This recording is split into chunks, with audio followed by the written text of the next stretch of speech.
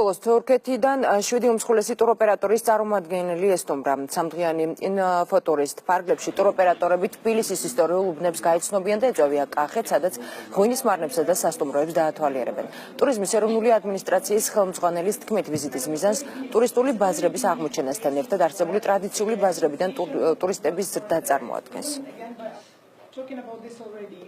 Ტურიზმის ეროვნული ადმინისტრაციის მიზანია არა მხოლოდ ახალი ბაზრების აღმოჩენა, არამედ არსებული ტრადიციული ბაზრებიდან ნაკადების ზრდა და ჩვენი მიზანი ამ მოგზაურობის მიზანი გახავთ ის, რომ მეტი კონტაქტი დამყარდეს ქართულ და თურქ ტურისტულ კომპანიებს შორის, იმისაც რომ მეტი ტურისტი მივიღოთ თურქეთიდან. Ჩვენ ვფიქრობთ, რომ 2017 წლიდან აქტიურად დაიწყება საქართველოს პოპულარიზაცია თურქეთში, მათ იციან მხოლოდ ბათუმის მიმართულება, თბილისი კი ჯერჯერობით უცნობია როგორც ტურისტული მიმართულება. Ამიტომ ავიაკომპანიის ინიციატივა მაქსიმალურად მოერგება ქართული და თურქული ბაზრების მოთხოვნას.